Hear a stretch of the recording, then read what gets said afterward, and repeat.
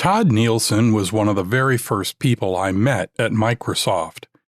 He was on the team that welcomed Fox Software into the company as we joined in July of 1992. Part of the marketing group, it was his job to ensure that we and our product were smoothly melded into the Microsoft fold. His warm, light-hearted demeanor calmed the nerves of our entire team as we moved across the country and into the arms of the seemingly enormous company. He became an early and extremely helpful friend and ally to me and the whole Fox team. Since that time, Tod has had a wide range of experiences. He left Microsoft not long after I did to work at a startup. What followed was a range of ever-increasing roles of executive responsibility, including leading several companies. He was the CEO of Borland at a very difficult time. He was co-president of VMware during a period of challenging growth. He was responsible for Heroku as it melded with the Salesforce behemoth.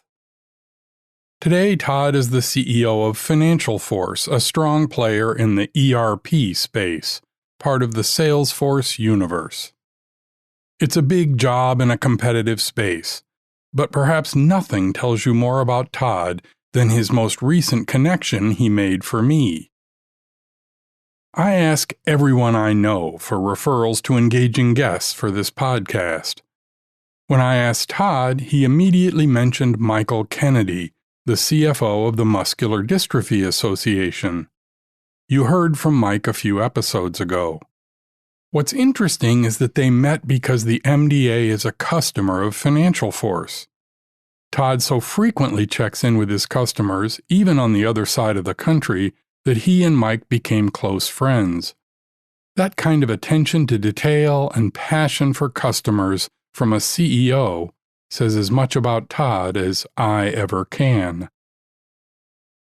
Tod's diverse experience in building and leading teams has made him a star in his own right, and someone I looked forward to talking with since I started this podcast. In our conversation, we talk about his journey and leading in complex times like the current pandemic. And that's what this is all about.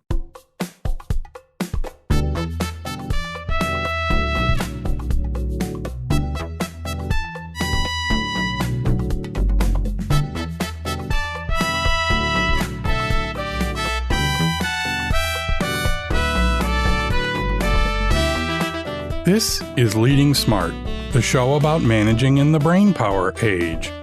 It's a field guide to the joys and challenges of leading and working in the modern workplace.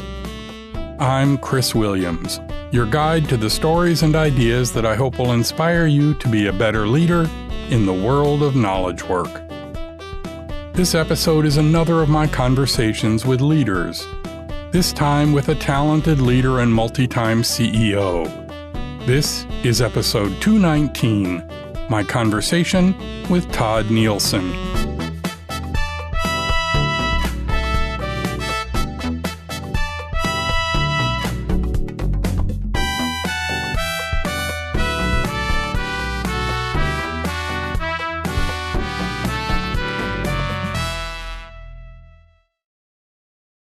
Tod Nielsen grew up not far from Redmond, Washington, the home of Microsoft.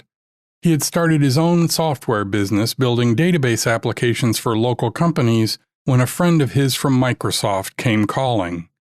So it so happened that one of my high school classmates got a job right out of college at Microsoft as a recruiter. And he was Kerry Drozdowski. And so Kerry called me and said, hey, would you, you're the kind of person we're looking to hire at Microsoft.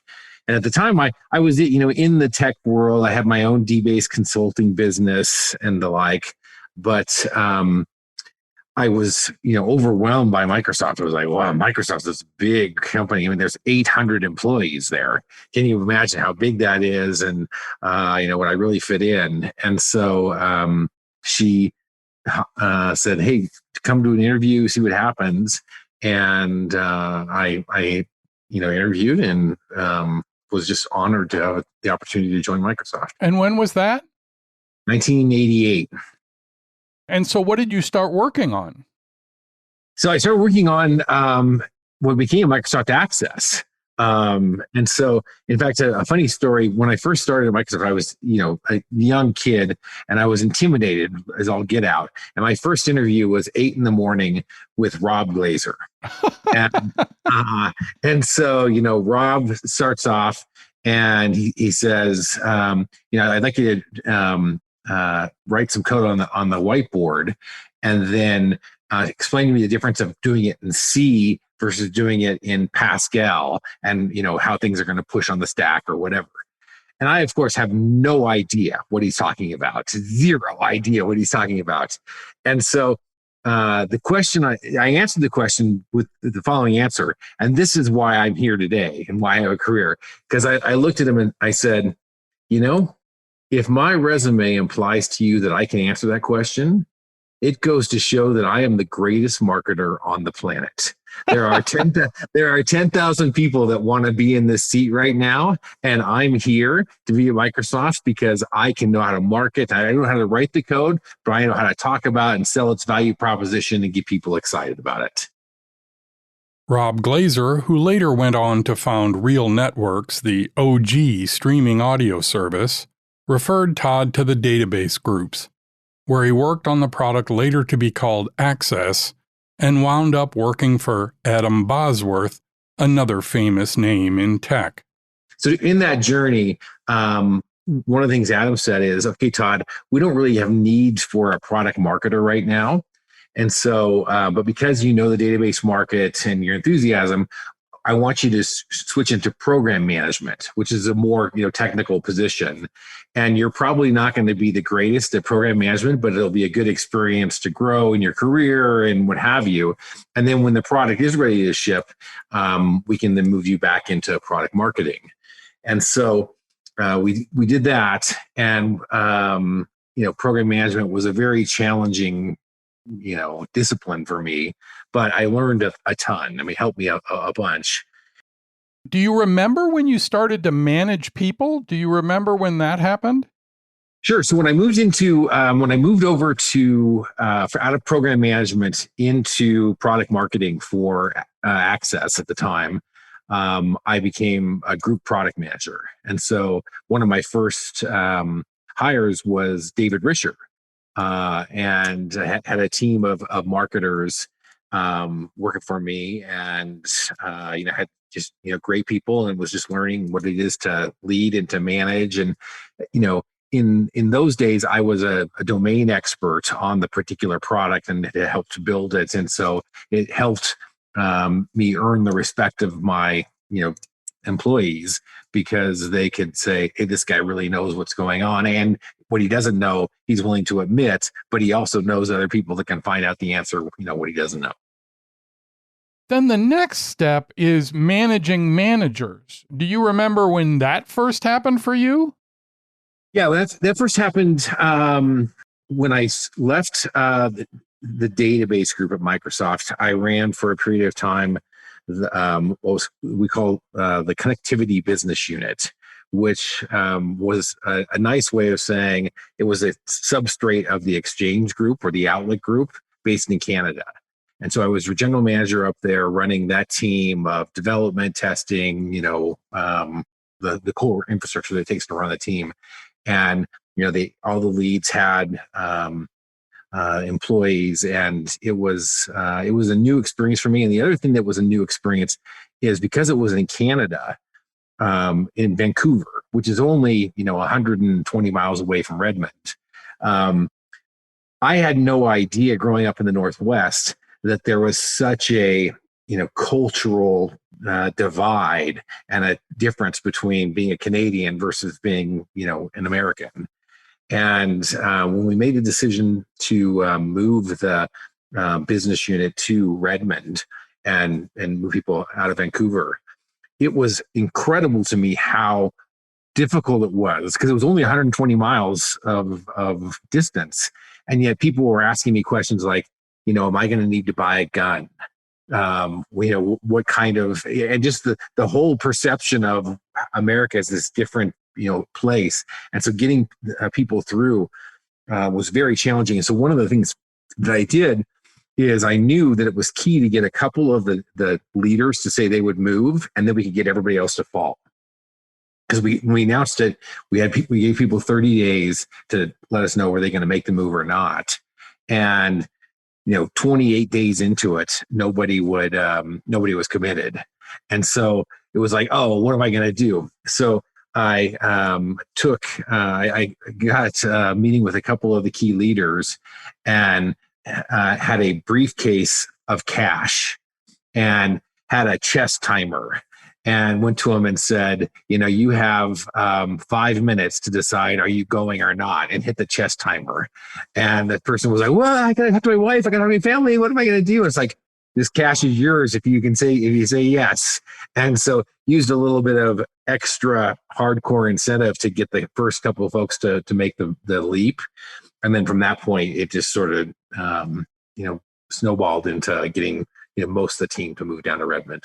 I remember you having to, going back and forth to Vancouver every other minute. Yes, that's why we eventually decided to move, because I relocated to Vancouver thinking I could live up there and make that happen. And then, in those days, conference calls and video conferences were not common. And so, in fact, I can probably recall in my whole tenure at Microsoft, I maybe was on 10 conference calls. I mean, it was a very in person. That's where things happen. And so I would end up driving back and forth to Vancouver, probably weekly. And finally, I just said, okay, this is, we don't understand how to do this remote development stuff at this time.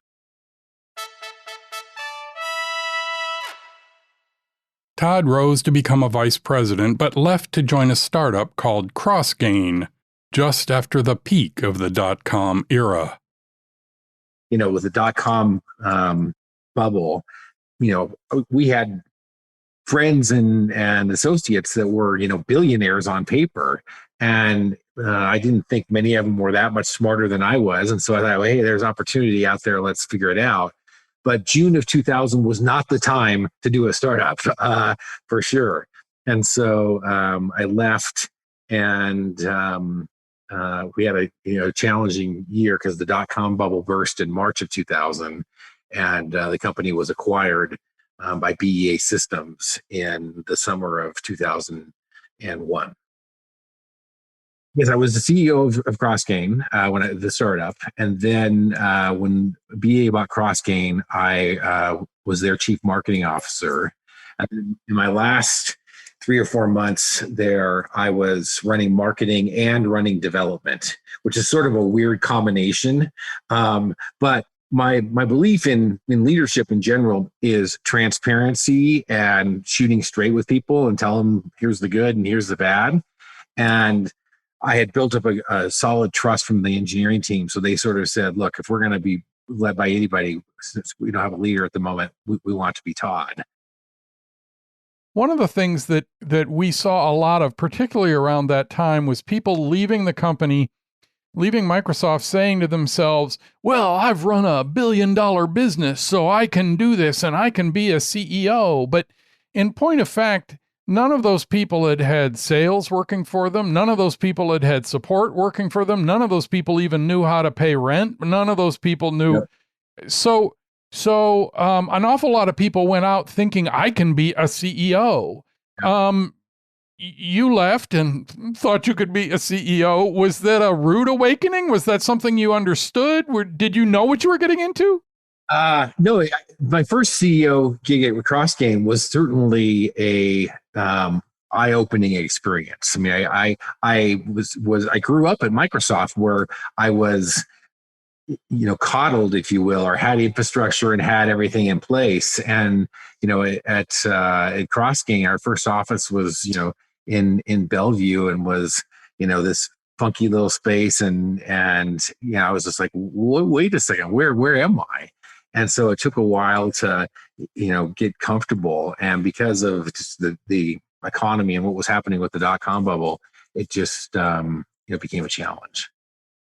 It's the multiple roles thing that I think people don't get out of the CEO. They don't understand. I mean, the fact that you're the one person, it's this buck stops here thing is overplayed, but it's really, in fact, quite true. Yeah, it is true. The advantage I had in my first one was that CrossGain, my kind of partner at Microsoft, Adam Bosworth, was there as well, and he was a founder. And so, and in those days, and we were only 25 people when I joined, and so it was mostly development and program management. So it wasn't sales; it wasn't a big organization. And I had Adam to work with on the technology side and what have you. And so it was, if you will, a relatively easy transition because it was more like just running a product group. You had to deal with things like, finance and G&A and real estate and stuff like that, which I didn't have to deal with at Microsoft. But I could be more experienced with that or more comfortable with that than if it was, enterprise sales or what have you at the time. CrossGain was sold to BEA Systems and Tod followed, but he left before too long. Then he got a call from an old friend, Greg Maffei, the one-time CFO of Microsoft. And then Greg Maffei called me up and said, "Hey, I'm going to take the job as one of the co-presidents of Oracle, and it's likely Larry's going to be leaving, at some point, and I'll be an heir apparent because I'm a real software guy and I need a right-hand person and you'd be great." And so Greg kind of gave me the comfort to say, okay, I'll make this move. And so for 3 months, Greg and I were at Oracle. And then that was my premise of joining Oracle. And then 3 months later, Greg leaves. And so now I'm just like, whoa, what am I doing here? Your parachute is gone. Yeah, what's happened? And Charles Phillips was a great guy. Is a great guy. Was a great leader and mentor. But I just without the comfort with Greg, I was just not comfortable that there was a future for me at Oracle. And then at the same time, I got a phone call from a recruiter about the CEO opportunity at Borland. And Borland in those days, it was a public company, and I didn't have my public company CEO stripes. And so I figured if I could get that job, that would be a great opportunity for me to take, even though Borland's heyday was more the mid 80s to, the mid 90s. And then, when Philippe left in 95, it sort of went on a wandering soul in the desert, trying to figure out, what they were going to do. And for me to join, it became the opportunity of, it's kind of a no-lose situation because I can be bold, I can make acquisitions, I can do things. And if I'm not successful, I can say, hey, I tried everything and the patient was just so sick, I'm sorry that it's gone. And if I turn it around, I could be a hero. So it gave me a chance to sort of be confident enough to be bold and work with the team and figure out what the right direction is. So was it your legendary marketing prowess that talked yourself into that CEO job? As you said, you didn't have your CEO stripes. How'd you get that job? Well, one, I don't know who the other candidates were, but clearly I knew a lot about Borland because they were my primary competitor. And so when I was at Microsoft, and so when it came to saying, okay, who can we have as a leader? I had clearly leadership capabilities. And I knew everything about Borland from the history books. In fact, a funny story, when I joined, I was telling some story about Borland in the early 90s. And one of the employees raised her hand and said, what enablement session did you go to learn all of this? I've been here for 8 years and I didn't get all of this. I'm learning stories from you about Borland. And it's like, well, I saw it from another side of the fence. So when you were at Borland, so here you are, you walk in, as you said, the patient was, open on the operating table. That's a leadership challenge, aside from you having to learn the CEO chop side of it, but that's a leadership challenge. So what is your thinking on, as you walk in the door, what are you thinking about how to get this team, off the operating table? Yeah, the team was really just needing a vision or a direction. And based on the pieces we had, I put together, working with, the marketing person and the head of products, a direction on, hey, we're going to focus and really double down on what we call at the time the application lifecycle management space. I made the decision to spin out the tools business, and we sold it to another organization that acquired the people and the IP, and then we focused on application lifecycle management.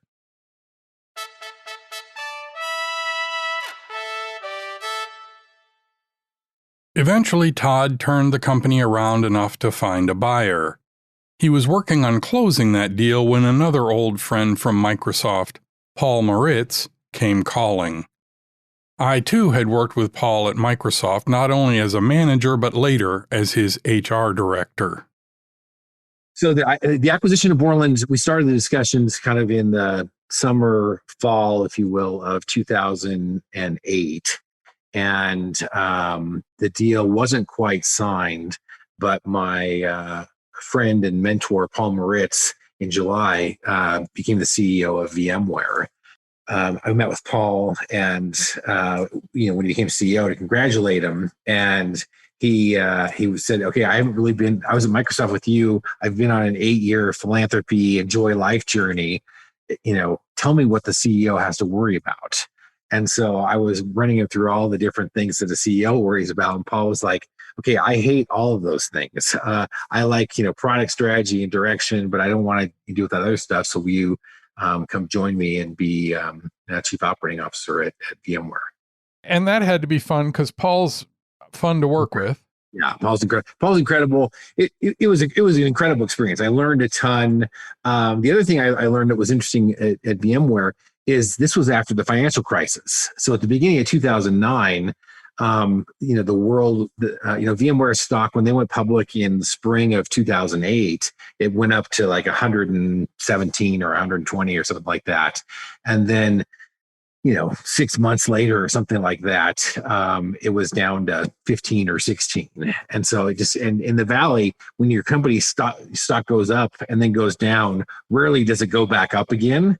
And so getting employees to believe that, hey, this is a valuable thing and we've got a real asset here, took a bit of time for people to believe that the changes we were making were important. Right.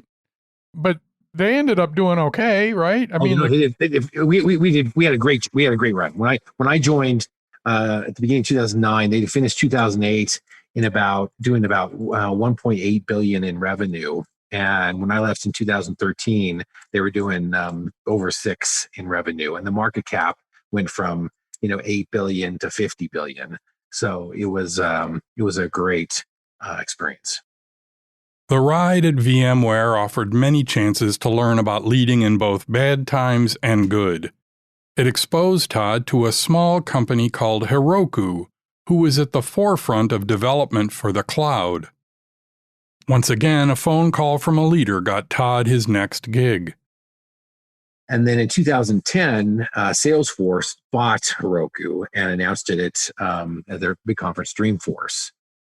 And so when I left VMware, Mark Benioff and team gave me a call and said, look, it's your manifest destiny to run Heroku. And you know about this, so why don't you come join the team and lead this effort? And at that time, Heroku had been at Salesforce for a couple of years, and there were two cultures there. There was the Salesforce culture, which is very old school. Old school, enterprise, customer centric, let's go. And there's the complete new school with the cool kids. I mean, the average age of the Heroku team was 27, and they were very hip and on top of things, and the cultures just clashed. And so I spent my first 6 months trying to build bridges between the Heroku team and the Salesforce team, because the Salesforce team had basically said, "You arrogant kids at Heroku, we're writing you off." And so I think every presentation I did for the first 6 months, I said, "I'm sorry." Give me a clean start. Let me put an olive branch out. Let me do something to kind of build this. But what was interesting is it took me a while to earn the trust of the Heroku team and the millennials, because they were first concerned, is this guy just some Salesforce corporate schmuck that's going to, try to ruin us? And, I spent a lot of time with each of the employees. I had a one-on-one with every employee in my first 100 days to really understand where they were. And this was my first time managing millennials. And it's a different world. I mean, they would tell me things like, hey, Todd, I lead a purpose-driven life. And, I'll give you 40 hours a week and maybe 41, but I got to know what's the broader, bigger purpose. So I'm, making an impact, which is great. But in my day, in the 80s at Microsoft, we would sleep under our desk. And there was the purpose-driven life was, my purpose is the company.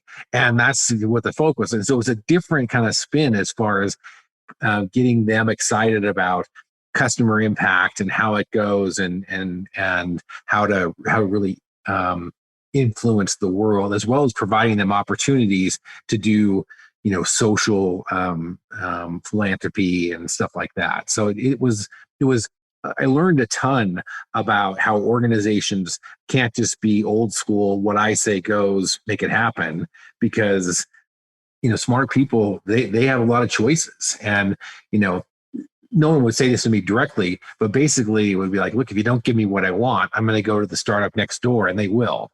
And so it was a bit of the, how do I get people excited about what's happening without losing them or whatever.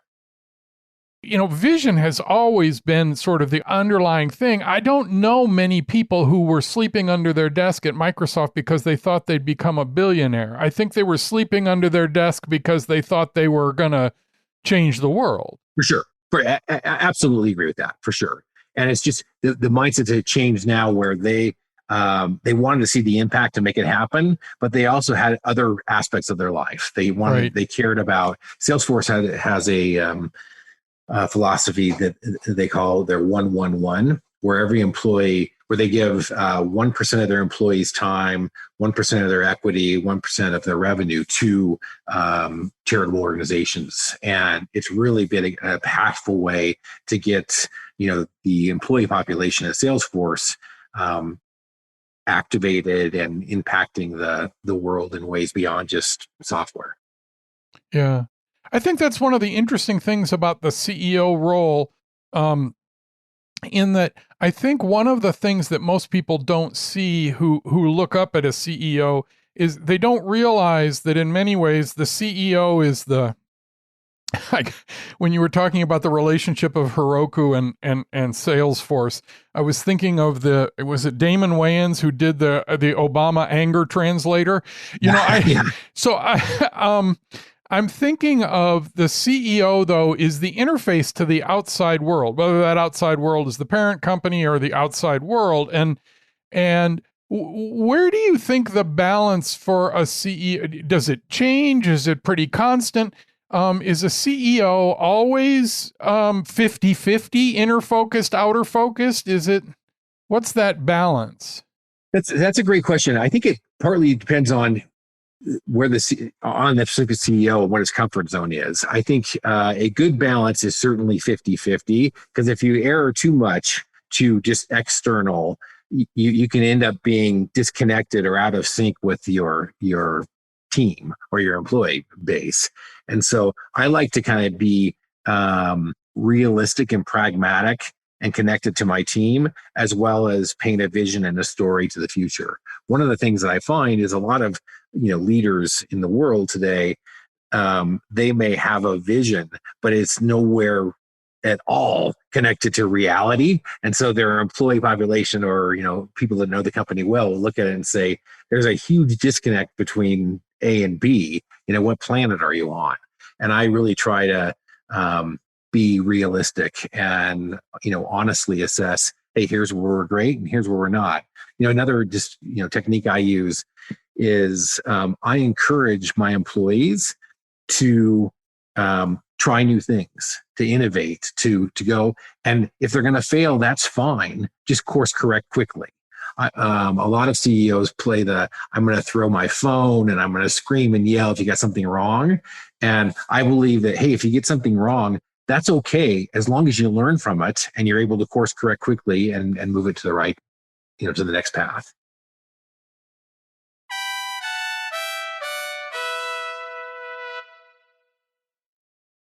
The role Tod had as the leader of Heroku inside Salesforce was called a CEO, but in some ways that's a misnomer. It was a little bit funky in that they would call it, I think the titles they have today is they call them CEOs of those particular units. I see. But it's a little bit of a funky world because at Salesforce, product leaders really don't own as much as a CEO does in an organization, because Salesforce is a very matrix organization. So development, sales, product management, program management, they all report into their functions. And then the cross-functional kind of overlay are these product leaders. And so at Salesforce, I had to learn how to be successful and a motivator, because if I wanted to do something with the product, but the dev team who reported to somebody else said, no, we're going to go this way because our manager is saying that, there's a conflict and I would generally lose.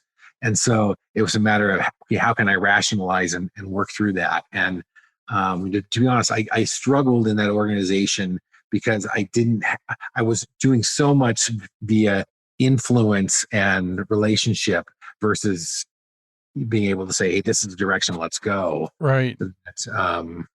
I eventually ended up leaving Salesforce. Got it. But you didn't leave the universe. So you wander in the wilderness a little and someone comes along and says, here's this FinancialForce thing. Is that how that happened? Yeah. The one thing I did that I've learned is, I'm not a startup person. So I'm not a 3 people and a dog kind of leader. So I had this mandate of, I'm going to go to a company that is at least $50 million in revenue.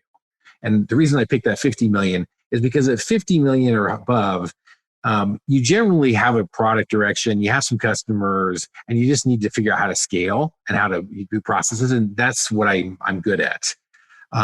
What surprised me is when I left Salesforce, I was fortunate that there was a number of press articles that said, Tod's leaving Salesforce. And so I had a lot of inbound calls. And in the Bay Area, I was getting, 5 or 6 calls a week, but maybe one a month was more than $50 million in revenue. They were all little small companies. Oh, this would be great. Come here. And it was just like, no, I don't want to do that. And so finally, a friend of mine, Mike Rosenbaum, said, hey, I'm on the board of FinancialForce. You need to come to this company. They're in the ecosystem. You know them. And, you'd be great. And, Mike really helped convince me to take this role. And so that was 3 years or so ago? 2017. I started in the beginning of 2017. So what's the vision? What are the challenging things that you're trying to get done at FinancialForce? Yeah, that's a great question. One of the things I looked at, because this was my first journey into applications per se. I've been a system software developer kind of person my entire career, and so this was the first role where I didn't have the domain expertise. Where you could put me in a dark room with system software problems, and I can navigate my way through it, and I understand the ins and outs. But in ERP software, I'm a fish out of water, and so that was a challenge. But I knew that before I joined, Oracle was acquiring our primary competitor, NetSuite. And since I knew that Oracle's doesn't necessarily have a love relationship with many of their customers, I thought, hey, there's probably an opportunity here for us to figure this out. And so, started the journey to really meet with the employees and customers and get the right leaders in place that could kind of scale and evolve the company where the direction is. And the good thing about FinancialForce is, when I joined in 2017, I'd spent the previous 10 years really being an early adopter and driver in the cloud. And the most of the application world were still concerned that the cloud is, crazy. I don't want to be part of this. What's going to happen with hackers and what have you. And things were pivoting such that the world was beginning to see that, what, unless I'm going to spend millions of dollars securing my own data center every year, I'm better off just going to the cloud. And to not be in the cloud is kind of like putting my money under my mattress. Right. So FinancialForce has this great opportunity where there's, every company needs a financial system. And, it's the legacy is on-premise systems, be it from Great Plains or Solomon or, what have you. And so there's a great opportunity to, move those folks over to the cloud. And, now I meet with, multiple CIOs that will say they're building a cloud-only infrastructure. And if you would have told me that 10 years ago, I would have said, maybe 20 years out, but there's no way people are going to have a cloud-only infrastructure in 2020.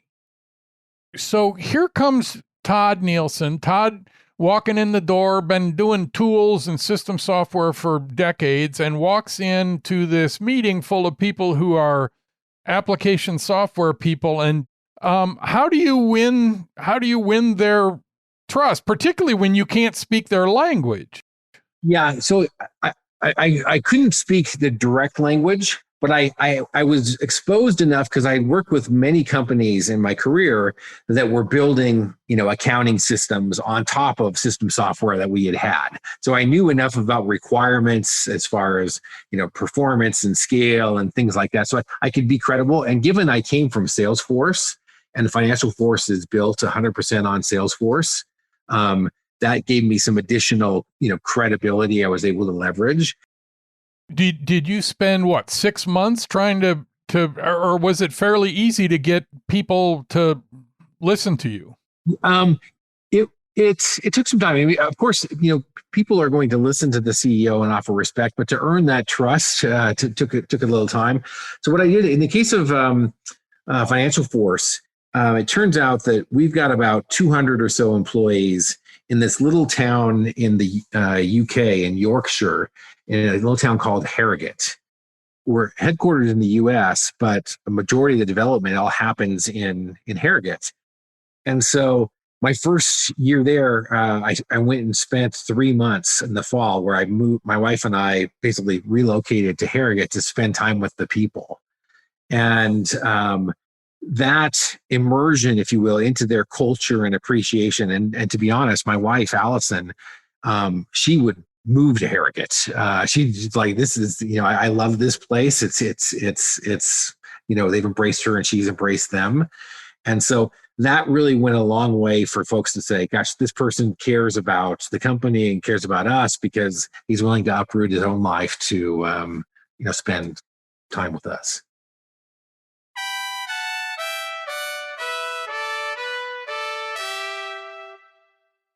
We then change topic to the latest challenge facing all leaders these days, the pandemic. Tod and FinancialForce are already used to working remotely, being based in the US with development teams in the UK and the Seattle area. How does he see the pandemic facing them? So the company's already remote, or at least in some dimensions. How do you see this whole thing shaken out with work from home? Yeah. Some of my employees refer to it as we don't work from home, we live at work. Yeah. It's obviously been a shock to the system at first, but I think as time has gone on, we've gotten used to it. And what's made it possible is, one, it's not something, this isn't Tod's experiment where I'm saying, okay, this company is going to work from home and the rest of the world is its own course. This is affecting everybody globally, customers and everything. And so because everybody's in it together, it's sort of forced everyone to say, okay, let's figure out how to make this work. I know, my belief before this happened was SaaS software, in order to sell SaaS software for any company, any value more than $10,000, you have to meet in person. and shake the hands and do that. And I think we've all learned. My head of my chief revenue officer says, "Hey, look, we're all in inside sales now, and so we all got to figure this out." And so it's been interesting leading an organization through this, because one of the things that leaders are good at is knowing a direction and saying this is what's going to happen, and then leading through the milestones of how it happens. Well, the crazy thing is, in our world, when this COVID thing happened, we didn't know what next week was going to be like. We shut our offices down March 12th, and I literally thought we were going to be back in the office April 10th. And so, one of the lines I came up with is that last week's worst case scenario is this week's plan of record. And so there's, for the first 3 months, it was just like, oh my gosh, what's going on? And, to ease my employees, I started holding these all hands meetings every 2 weeks, and was very transparent with them on what we knew and what we didn't know. And that sort of gave them a sense of comfort and gave them a sense of, okay, this is, he's not taking us on a journey blindly, but we're on this with them. And then, I've seen some really exciting things where my leaders have done things like, they have virtual happy hours.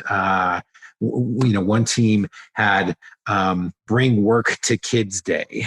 And so they would have, a little thing with the kids, and just trying to really understand and embrace and appreciate the complexities people have from working from home with families and kids and all the challenges there, and trying to be flexible so that can be successful.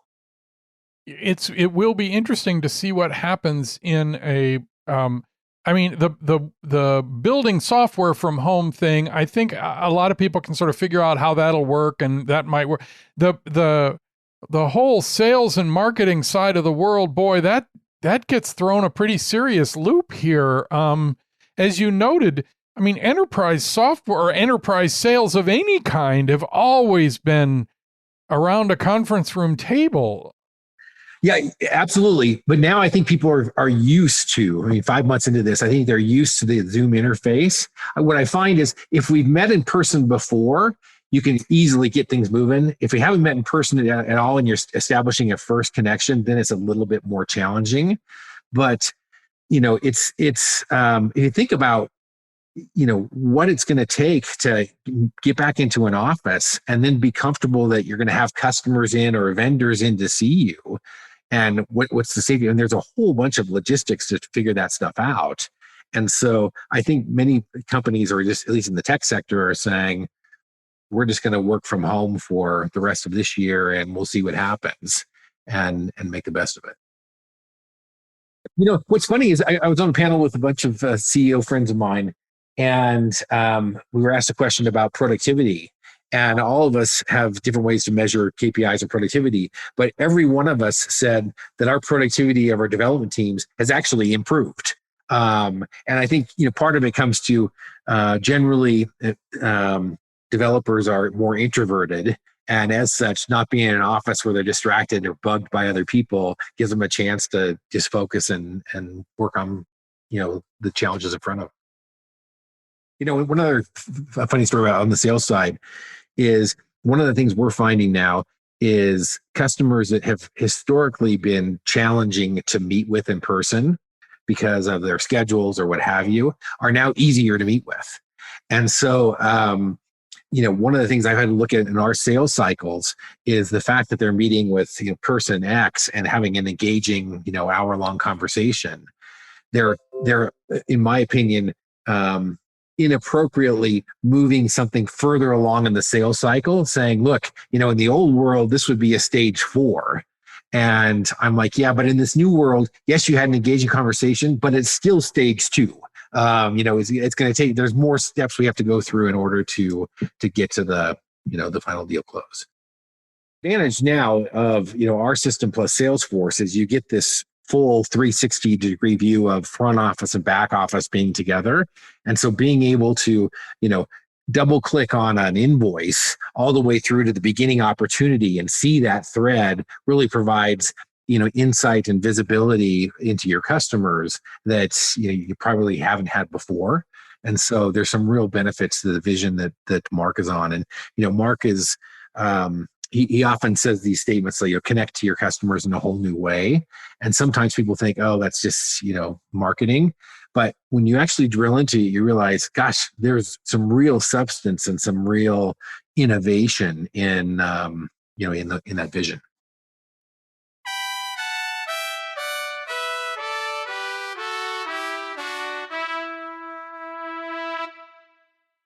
Tod Nielsen became an effective leader and CEO by facing an interesting array of challenges. Throughout it all, he demonstrated thoughtful leadership and a big heart. I'd like to thank him for his time and for sharing his experience with us.